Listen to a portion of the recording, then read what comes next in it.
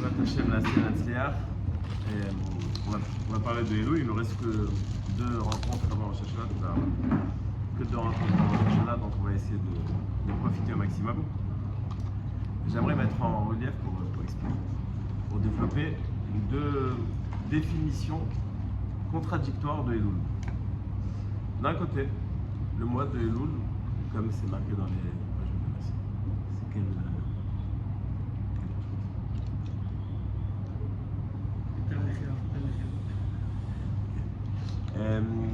Donc d'un côté, c'est marqué dans les Sfarim que Sifrei Moussar et autres, quand on parle de Elul, le symbole qui est donné, Afilut Dagim Shebayam Roadim. Même les poissons qui sont dans l'eau tremblent. Bon, déjà, c'est une phrase qui ne veut rien dire, puisque de manière générale, les poissons bougent, donc ils ont l'impression qu'ils tremblent. Donc déjà, il faut expliquer cette phrase. Mais le symbole de Elul, donc, c'est la crainte. La crainte qu'on est censé savoir à la veille de Rosh Hashanah, en préparation de Rosh Hashanah, de Kippour, etc. Donc ça, c'est d'un côté le symbole de Elul. La Yirat Shamaim qui doit être réveillée, les Slichot qu'on fait, le Moussar qu'on est censé apprendre, développer, etc. D'un autre côté, le fameux Passouk de Elul, les initiales de Elul, Ani, les Dodi, les Dodili, c'est quoi la suite? Aroa, Bashor, Shanim. Et c'est quoi Shoshanim? C'est les roses. Et le Inyan des roses, c'est marqué qu'en vérité, Elul, c'est Yemé Ahava. C'est-à-dire qu'il y a une très forte, un très fort amour entre Hachem et le peuple juif. Donc on a 2 caractéristiques qui se contredisent. Amen. La première, c'est la crainte, et la deuxième, c'est l'amour. Est-ce que ça peut cohabiter ou pas? Apparemment non. Si on a Elul de crainte, on ne peut pas avoir Elul de Hava. On ne va pas vivre Purim comme Tisha B'Av ou comme Kippour, c'est pas la même chose, bien que Kippour, Kippourim, etc. Mais c'est 2 approches différentes. Donc faire cohabiter ou ressentir ces 2 sentiments en même temps dans le mois de Elul, c'est assez compliqué. Donc j'aimerais développer et expliquer un petit peu comment ça marche Elul, qu'est-ce qu'on est censé faire pour s'assurer d'une meilleure année des Hashem, puisque c'est ce qu'on est en train de faire, on prépare l'année prochaine. Rav Shlomo Zalman Auerbach avait un machal que je pense que je ramène tous les ans. N'ayez pas peur si je vous en rappelle, c'est tant mieux. Il ramenait un machal de ce que c'est Elul. Il y avait un père qui devait marier ses filles, et elle était parfaite, évidemment, c'est sa fille. Mais elle avait un petit défaut physique. Et donc, quand il a cherché à la marier, il a compris que sur le marché du mariage, il fallait réajuster. Donc il a dit au chatran, écoute, trouve-moi un garçon. Écoute, ta fille, elle est vraiment très bien. Elle a un petit défaut, bon, trouve-moi un type avec un petit défaut. Mais attention, pas que ce soit un idiot. Parce que ma fille est brillante. Pas que ce soit quoi? Un idiot. Donc, le chatran fait des recherches et il trouve la perle rare. Il lui envoie, il dit écoute, tel jour à telle heure, il vient chez toi, tu vas le voir, il est très bien, il est parfait, excellent, il est fait pour toi. Top. Le barour, il se prépare pour la rencontre, il est évidemment en panique, il se douche 4 fois, il change 5 fois de cravate, la première fois qu'il va voir le beau-père. Et il arrive donc chez la belle famille, il toque à la porte, le beau-père, le futur beau-père ouvre la porte, et il dit oui, bonjour. Et le barour, il commence à bégayer, bonjour. Alors le père dit c'est pour le chidour, pas de chidour ici. Et il ferme la porte. Le khatan, il n'est plus khatan là. Il descend en panique, il appelle le chatran, il dit écoute, écoute, hein. Et il commence à lui dire voilà, je suis là, il ne veut pas me recevoir, t'es où, telle rue, telle adresse, quelle ville, ça prend des heures, mais au final ils arrivent à conclure qu'il est au bon endroit. Donc il rappelle le futur beau-père peut-être, il dit mais le barour, tu l'as pas vu, tu n'as pas laissé le temps de s'exprimer, reçois-le, il bégaye, et alors, il y a pire quoi. On rappelle un bègue et un boiteux qui se rencontrent, alors le bègue il dit au boiteux, il dit tu veux plus boiter? Et il lui dit comment je fais? Tu mets un pied sur le trottoir, un pied sur la route, tu bois plus. Il lui dit toi tu vas arrêter de bégayer, comment je fais? Tu fermes ta gueule. Et Kitson lui dit bégayer, ok, mais c'est pas à la fin du monde. Alors le beau-père il lui dit bon, je t'ai dit la vérité. Moi je t'ai demandé que ce soit pas un idiot. Tu m'as envoyé un idiot. Tu m'as envoyé un idiot, je t'ai envoyé un bègue. C'est qu'un rapport. Il lui dit s'il avait été chacham, il aurait commencé à bégayer en bas des escaliers, il aurait commencé à dire bonjour au bas des escaliers. S'il avait été chacham, puisqu'il a commencé à bégayer quand j'ai ouvert la porte, c'est que c'est pas un chacham. Et c'est pour ça que je parle de ça. Disait Rav Shlomo Zalman Auerbach, c'est ça Elul. Elul, c'est en vérité, on est juste avant Rosh Hashanah. Maintenant, si on arrive à Rosh Hashanah comme des fleurs, allez, on doit faire un compte rendu de ce qui s'est passé. On commence à lire le compte rendu à ce moment-là de l'année. Waouh, catastrophe. On va commencer à bégayer, mais il ne fallait pas bégayer. Maintenant, ça fait un mois que tu as la possibilité de bégayer. Pourquoi tu commences à bégayer seulement Rosh Hashanah? Il fallait commencer avant. Il ne fallait pas venir en dernière minute. Donc il y a une préparation, une anticipation à Rosh Hashanah à travers Elul. Et cette préparation, anticipation, elle est vécue de deux manières différentes. Et tous les deux découlent d'une même source. Chez les Sfaradim, on fait les Slichot. Chez les Ashkenazim, c'est facile, un petit coup de chauffard à la fin. Et une fois, un Ashkenaz qui m'a dit bon, c'est normal, vous avez le Homer, il est plus court, les 3 semaines c'est plus court, c'est normal, vous avez plus d'Averot. Des Kitriotes, donc, voilà, classique. Donc c'est fêté, c'est vécu de manière différente. Okay. D'où est-ce que ça sort ces minagim? D'où est-ce que ça sort? Le tour, donc c'est pas un livre de Moussa, hein, c'est un livre de Halacha, c'est-à-dire c'est carré, c'est des mathématiques, il n'y a pas à discuter. Il ramène un midrash. Moshe Rabbeinu est monté la première fois pour recevoir la Torah le Zayin Sivan, il redescend le 17 Tammuz, c'est la catastrophe. Il remonte, il redescend, et il remonte une 3e fois Rosh Chodesh Elul, il descendra la 3e fois avec les Luchot Yom Kippour. Le jour où Moshe Rabbeinu monte, Rosh Chodesh Elul, il y a un virou, Kol Shofar Bamachane. On a sonné du chauffard dans le campement, où ils étaient le peuple, et on leur a dit Moshe est en train de monter au ciel. Et il y a marqué au sujet de cette troua-là, de ce son qui a été sonné, Allah Elohim Bitroua, les fameux psukim qu'on lit avant les tikiot, Allah Elohim Bitroua, ça se fait pas souvent. Hachem a beaucoup apprécié cette troua, et c'est pour ça que depuis Rosh Chodesh Elul, on va sonner du chauffard ou on va faire les sons. Alors il faut poser plusieurs questions pour comprendre l'histoire. Bon, on a compris, Moshe il est monté, on a sonné du chauffard, 40 jours il était, il était en haut, après il est redescendu. Comment se fait-il que le peuple juif a besoin d'être averti? C'était un avertissement. Attention, hein. C'est pas comme la dernière fois, on s'est trompé, on attendait le 17 Tammuz. En fait, on n'attendait pas le 17 Tammuz, on attendait le 16 Tammuz, il est arrivé le 17, à cause de ça, le Vaudor, etc. Faites attention. Hein. Comment se fait-il qu'on a besoin d'avertir le peuple alors qu'ils ont vu la gravité et le résultat du 17 Tammuz? C'est-à-dire, vous avez fauté, vous avez failli être effacé de la surface de la terre. En fin de compte, Hachem me dit je ferme les yeux. Hachem me dit pardon, je ferme les yeux. Et donc, vous imaginez la gravité, vous n'allez pas faire la même erreur. Combien de fois tu peux répéter la même bêtise? Combien de fois tu peux refaire la même erreur? Comment se fait-il que Bichlal, on a besoin d'avertir le peuple? Et la question, je pense, qui est la plus pertinente. Bon, ok, tu veux faire un avertissement. Donc tu veux faire en sorte que le peuple soit fasse très attention à ne pas tomber dans le panneau une seconde fois. Quand est-ce qu'ils auraient dû sonner du chauffard? Le jour où il est monté ou le jour où il est censé descendre? À quoi ça sert de sonner du chauffard le jour où il est monté? C'est ce qui s'est passé la première fois. Il est monté, on n'a pas eu de problème. C'est le jour du retour, on avait un problème. Va sonner du chauffard un jour avant le retour. Tu dis, c'est pas aujourd'hui, c'est demain. Okay. Mais à quoi ça sert de dire aujourd'hui, c'est le départ? Nous, le problème de calcul, c'était l'arrivée. L'arrivée, on l'a mal calculé. On a calculé qu'il allait arriver un jour X, on voit qu'il n'est pas arrivé à l'Évaudor. C'est ça le problème. Le problème, c'est pas de savoir à partir de quand il faut compter. Le problème, c'est de savoir quand est-ce qu'il faut s'arrêter. Donc le problème, il n'était pas le premier jour, il était le dernier jour. On n'a dit pas de question. Ah, c'est vrai.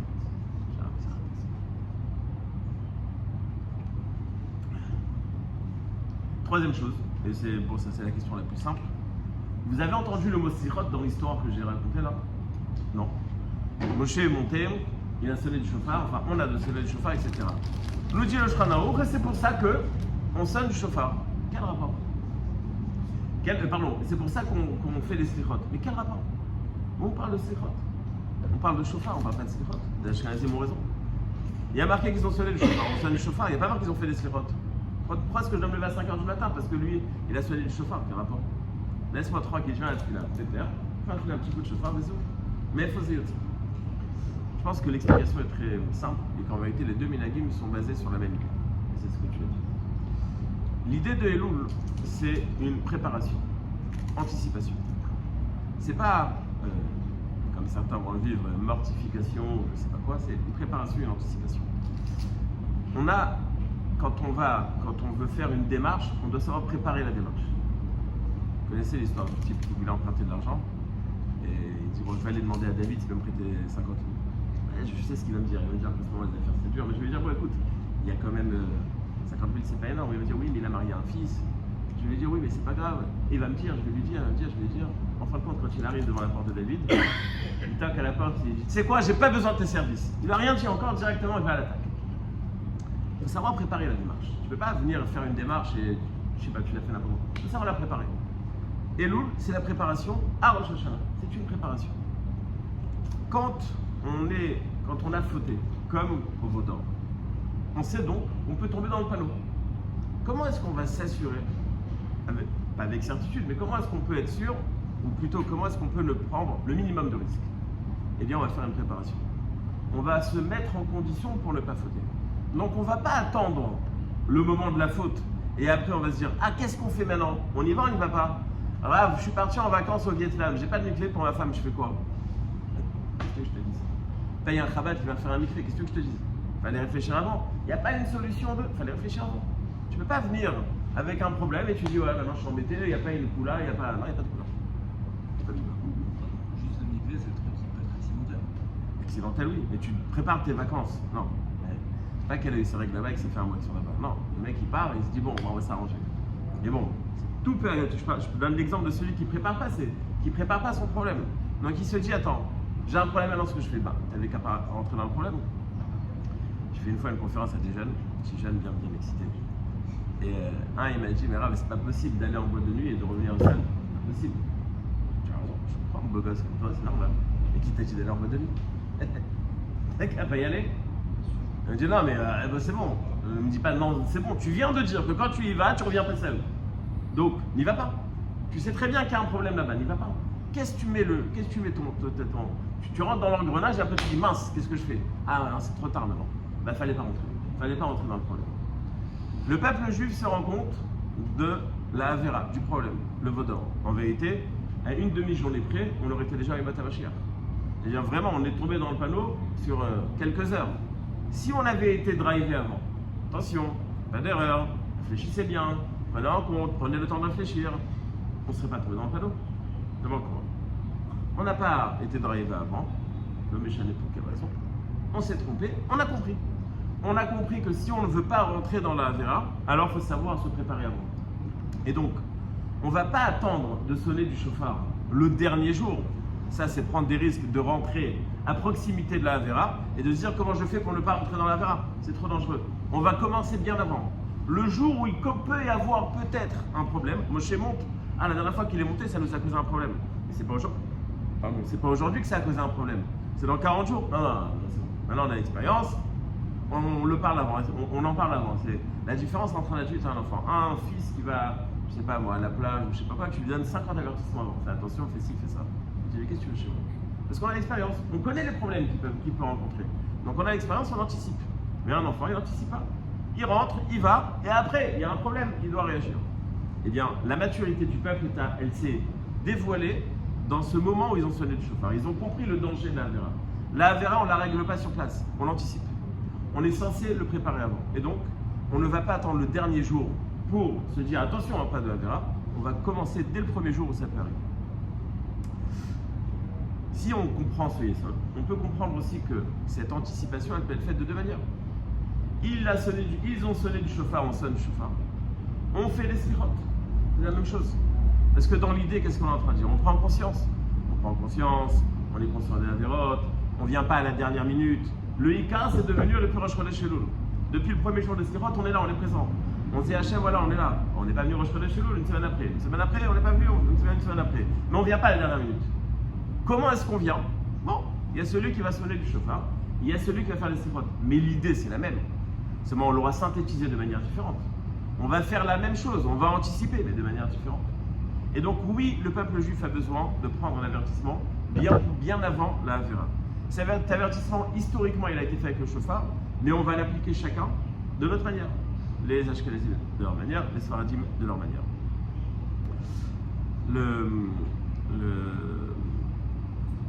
dans la Gemara, c'est marqué. J'aimerais donc après basculer vers Yemé Ahava. Dans la Gemara, c'est marqué que, je crois que c'est Mar Ukva. Il disait, moi je suis Chometz Ben Yair. Je suis du vinaigre, fils de vin.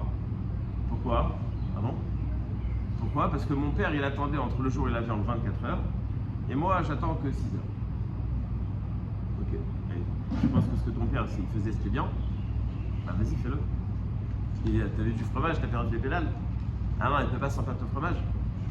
Ah c'est pour. Si tu es sûr que ton père, ce qu'il faisait, c'était bien, bah fais-le. Et si tu penses qu'il a tort, ne le fais pas. Okay. Donc tu penses qu'il a raison, mais tu ne le fais pas. Pourquoi? Est-ce que vous savez pourquoi est-ce que dans la Torah, il n'y a pas de mitzvah de chinour, d'éducation? J'explique ce que je veux dire. Évidemment qu'il y a une mitzvah d'éduquer ses enfants. Ça, c'est une mitzvah, de raconter. Chez Natal Levanacha, c'est l'enseigner la Torah à ses enfants. Mais quand je dis chinour, le moussag, l'idée de mitzvah de chinour, c'est de faire faire les brachot aux enfants, de leur mettre la kippa, de manger kasher, etc. Tout ça, c'est à la fois on habitue les enfants à faire des mitzvot. Mais au final, ils ne les font pas. C'est-à-dire, ils n'ont pas l'obligation de les faire. Pourquoi? Parce que les mitzvot dans la Torah, c'est pas un acte sans aucun sens, c'est un acte avec un sens et un engagement qui vient derrière. C'est-à-dire, un enfant qui mange kasher, ça ne veut rien dire. Mais un adulte qui mange kasher, il sait pourquoi, il sait comment, il sait ce que ça engage, il sait ce que ça veut dire. On ne peut pas donner une mitzvah à une personne s'il ne vit pas la mitzvah, s'il n'est pas capable de le faire, s'il n'est pas capable de comprendre la profondeur de la chose. Donc chez les enfants, la Torah nous dit, moi je ne peux pas, ça n'existe pas un ordre de faire quelque chose qui n'a pas de sens dans ce cadre-là. C'est-à-dire, ça n'est pas une mitzvah. Viennent Chachamim et inventent un nouveau cadre. C'est vrai que ça ne sert à rien, mais on va les habituer pour plus tard. Et la Torah dit, moi ça n'existe pas ça chez moi. Chachamim m'ont forcé le chinour pour habituer les enfants. Ça veut dire qu'une mitzvah qui n'est pas vécue, c'est pas une mitzvah. Vient Maroupa, je pense que c'est lui, il dit, attends, mon père il a raison, et moi je suis pas capable. Je suis pas au niveau. Donc, à cause de ça, c'est-à-dire le fait que je ne suis pas capable, que je ne suis pas au niveau, je me déconsidère Chometz Ben Yair. Je suis du vinaigre par rapport à mon père qui est du vin. Je pose une question très simple. Donc on te dit que si c'est pas adapté, ça sert à rien de te laisser le faire. Et pourtant, en Elul, on te bourre le crâne. Et le pire, c'est la Seret Metchouva.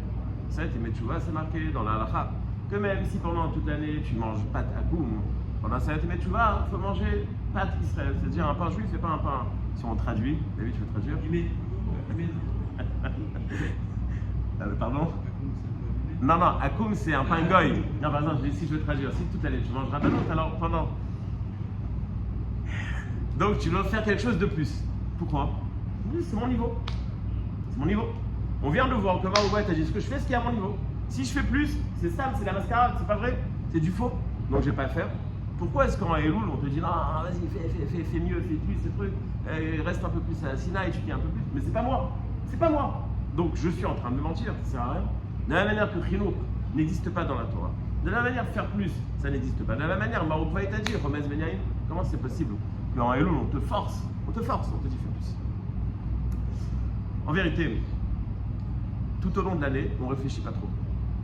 On pense que, voilà, dans la vie de tous les jours, bon, on fait ce qu'on fait, et puis voilà, c'est notre capacité, c'est notre niveau, etc. Mais on n'est pas conscient qu'on peut faire plus. Et c'est pas qu'on n'est pas conscient, c'est que le Yetzer Hara, il ne veut pas que tu prennes conscience. Donc il ne te laisse pas le temps de réfléchir. Ne réfléchis pas, ne fais pas de ça, ne prends pas conscience de tes capacités. Suffis-toi de ce que tu es. C'est très bien comme ça, et bien il n'y a pas besoin de plus que ça. En Elul, on te dit, écoute, arrête sur l'image. Est-ce que Béhémet n'est pas capable de faire plus? Viens, on essaye. Un mois. Tu veux arriver à Rosh Hashanah. Montre à Hachem que tu en veux plus. Mais je ne suis pas capable. La preuve, 11 mois, c'est ce que je faisais. 11 mois, j'arrive à la fête, elle commence à 7h. 11 mois, j'arrive à 7h05. Alors, 7h05. Pourquoi pas 7h moins 5? C'est comme ça, je me réveille, je me brosse les dents, je me donne, 7h05. Pourquoi pas 5 minutes plus tôt? Parce que tu t'as même pas, c'est-à-dire ça te dérange même pas, tu t'es habitué. Viens et nous faire un petit changement. Viens, essaie d'arriver 5 minutes plus tôt. Ah ouais, c'est n'importe quoi, c'est pas moi. Viens, on essaie, oui, alors. Viens, on voit si tu es capable. Oh, ça marche. Je suis capable. C'est-à-dire que ma perception de moi-même, elle va devenir différente en elle. Je suis, oui, capable. J'ai des capacités que je ne connaissais pas. J'ai des capacités qui existaient, mais qui étaient endormies. En Elul, il faudra les réveiller. En Elul, tu as la capacité de les réveiller. Et c'est là que je vais rejoindre Yémé Ahava et Yémé Pachad. Ces jours d'amour et ces jours de peur. C'est un peu plus que cela. En Elul, on connaissait tous la phrase Amelech Basadé. D'accord? Hachem est là. C'est la fois Hachem est là. Il est tout le temps là. Il est tout le temps là. C'est la fois il est là. C'est-à-dire que bien qu'on s'est éloigné de lui, il se rapproche de nous.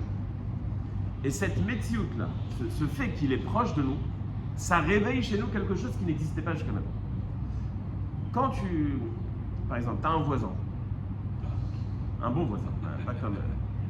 Et bon, pendant 1 an ou 2, bonjour, au revoir. Et puis un jour, je sais pas, tu as crevé un pneu, le gars il est venu, il t'a aidé, ou le contraire, tu l'as aidé. Ça a créé quelque chose, après le lien il est différent. Dès qu'il y a eu un lien un peu plus fort, le lien il devient plus fort. Donc là, tu rentres un jour, tu vas faire on n'inviterait pas les voisins. Puis 2 semaines plus tard, on peut lui envoyer faire un gâteau, mais on l'envoie pour Shabbat. Il y a quelque chose qui se fait. À partir du moment où il y aura un pas qui aura été fait pour cette proximité, dans l'autre sens aussi, ce sera pareil. Pitam, il va avoir quelque chose de nouveau, mais c'est pas toi. Pendant 10 ans, vous vous dites bonjour, au revoir, c'est pas toi. C'est pas toi jusqu'à maintenant, jusqu'à que tu as pris conscience qu'il y avait quelque chose entre vous. Vous avez beaucoup plus de points communs que le point qui était différent. Quand tu as pris conscience de la possibilité de connexion, donc tout de suite, le contact il est différent. Donc en Elul, Hachem vous dit, mais vous croyez que vous êtes loin? Ok, vous n'êtes pas capable de faire le premier pas, je vais venir moi. Ça réveille chez nous quelque chose, ça réveille chez nous quelque chose qu'on ne connaissait pas. On ne savait pas que ça existait. Donc ça nous donne une dimension différente de nous-mêmes. Ça veut dire qu'en vérité, ce qu'on va faire en plus, c'est BMX, c'est ça. C'est notre personnalité. C'est pas le mensonge, il n'est pas en Elul. Le mensonge, il est toute l'année. Vous connaissez l'histoire du chassid qui arrive toute l'année, il se met en jean et tout. Il cache ses périodes bien comme il faut. Et à Rosh Hashanah, Kippour, quand il est obligé d'aller chez son rave, il vient habillé avec couche travail et tout. Et elle en a vu marre et tout. Il est parti voir le rave, l'amour. Il a dit j'en ai marre là, je sens que je suis déguisé. Je viens chez vous, je suis déguisé. Il a dit non, tu es déguisé toute l'année. Le Shtraimel, c'est ce que tu es toi. Ce que tu es toi, c'est le Shtraimel. Il y a toute l'année, tu te déguises en Dieu. Mais quand tu es en Shtraimel, c'est ce que tu es toi. C'est ce qui se passe en Elul. En Elul, Hachem vous dit, vous croyez être moi, mais vous vous trompez. On est très proches en fait. On est très très proches. C'est très facile. Et Béhémet, on peut le ressentir. C'est celui qui commence à travailler en Elul, putain, il dit attends, ça c'est pas si compliqué que ça au final. Pourquoi toute l'année c'est pas comme Elul? Au final, voilà, on arrive. Ah, c'est vrai qu'en Elul, on est aidé. Un petit piston de juif, Hachem te dit fais tu vois, et après tu dis viens, je vais t'aider à faire tu vois. Et c'est génial de savoir ça. On a cette capacité de faire tu vois, et qu'Hachem veut nous aider pour faire tu vois. Donc il y a un lien qui est très fort qui se réveille en Elul. Donc ma question de départ c'était est-ce que c'est un moment de Yirat Shamayim ou est-ce que c'est un moment de Hava? La réponse c'est les deux. D'un côté, il y a la Hava qu'Hachem va nous donner. Et puisqu'il nous donne la Hava, alors nous on va lui rendre cette Hava. On se conduisait toute l'année, on arrivait en retard là-dessus. Là on va arriver plus tôt. Pourquoi? Parce que ça nous fait kiffer. Donc il y a ce sentiment de Hava. Mais d'un autre côté, on prend aussi conscience de ce que c'est Hachem. Donc ça va réveiller chez nous la crainte d'Hachem. Et de toutes les façons, ça marche tout le temps ensemble. La mitzvah de craindre Hachem, la mitzvah d'aimer Hachem. C'est pas contradictoire. Mais il y a d'un côté la Hava qu'Hachem va nous donner. Et d'un autre côté, le sentiment que ça va créer chez nous. On espère ne pas le décevoir. On a peur de le décevoir. Donc en vérité, en Elul, c'est un cercle virtueux. Il y a un réveil qui vient de la part d'Hachem. Il te dit, t'es capable. Je suis pas capable, je reviens de vacances, je sais ce que j'ai fait en vacances. Je suis pas capable. Mais non, je te dis, t'es capable. Tu verras, essaye, tu verras. Tu viens avec les sirop, tu anticipes. Au début, c'est, il faut mettre la machine en route. Mais après, putain, tu la mets en route, ça marche. Ah, il y a un réveil. Magnifique. Je me rapproche d'Hachem, je sens que je vis ma proximité avec Hachem d'une manière différente. Et c'est là que je prends conscience. Attends, mais c'est dommage, j'ai pas envie de perdre ça. J'ai pas envie de perdre ça. Afilou dagim chez Bayam ou Agim. Même les poissons tremblent. Et les poissons, ils tremblent tout le temps. Alors, un poisson, ça frétille, ça tremble. Oui, c'est ma perception qui a changé. J'y ai pensé avant? Non, j'ai pas pensé. Ma vision maintenant, elle a évolué. Donc, il n'y a pas un nouveau Isha, il n'y a pas un nouveau David, il n'y a pas un nouveau Moshe. On est ce qu'on est. On est vraiment ce qu'on est. Mais seulement, on n'est pas conscient de nos capacités. On n'est pas conscient. Quand est-ce qu'on prend conscience de ses capacités? Quand on n'a pas le choix. Et on n'a pas le choix. Je te dis, pousse cette amende, tu dis, j'ai pas les forces. Mais il y a 2000 € derrière, ou 10 000 €, ça dépend de chacun, ou 100 000 €. Ah putain, on a les forces. Makara, on a envie. Elul, c'est pareil. T'as envie. Mais peut-être tu vas te casser le dos. Ok, je fais attention. En Elul, pareil. Tu peux le faire, fais attention. Tu dois savoir comment le faire. Les Mekoubalim, ils disent que. Les Mekoubalim, ils disent que Shoshanim, la rose, dans une rose, il y a 13 pétales. J'ai jamais acheté de rose, je sais pas. Faut faire le truc, là, je t'aime pas, là, je vais commencer. Voilà, c'est bon. Le terme de Ahava, Ahava Gematria, 13. Et combien de Midot Rachamim on a? 13. Elul, Ahava, Rachamim, tout ça c'est la même chose. Marseille, c'est dans le. Et la rose, elle a 13 pétales. Exactement. La rose est à 13 pétales, c'est pour ça qu'on parle de Roé Bashoshanim. Ils sont réveillés à 10h aussi. Non, il doit faire du moussard, il a mis un rappel pour faire du moussard.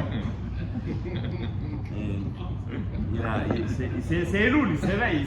J'ai les croissants à 10h10, c'est magnifique. Donc, en vérité, il faut savoir que c'est des jours où on peut énormément profiter. C'est pas des jours de panique, ou Il y c'est a pas des aussi un jours... peu de parfum. Il y a un peu de pachad. Pachad de ne pas profiter. C'est comme quand tu vas avec tes enfants à Euro Disney. Ils sont en stress. Papa, fais ça. Ça va, qu'est-ce que tu prends la tête? Vas-y, débrouille-toi. Il veut rien rater. Il a raison, il veut profiter. Lui, il veut pas amortir le billet. Il veut profiter de la journée. Toi, tu veux qu'il amortisse le billet. C'est pas la même chose. Mais en tous les cas, tous les deux, vous voulez qu'ils profitent. On veut profiter. Et Elul, c'est pareil. On n'a pas le temps. On n'a pas le temps. On est déjà le 14 Elul. C'est-à-dire qu'il nous reste encore 15 jours. Donc, on a déjà profité, entre guillemets, ou peut-être pas suffisamment profité de 15 jours. Et il nous reste 15 jours à profiter. Il faut savoir profiter. J'aimerais terminer par une chose. À Rosh Hashanah, on sait qu'on prie, enfin tout est décidé pour l'année à venir. Si vous êtes content de votre vie, ok, bah, vous en préparez. Mais si vous voulez changer quelque chose dans votre vie, c'est aujourd'hui, je ne sais pas demain. Bien de cela.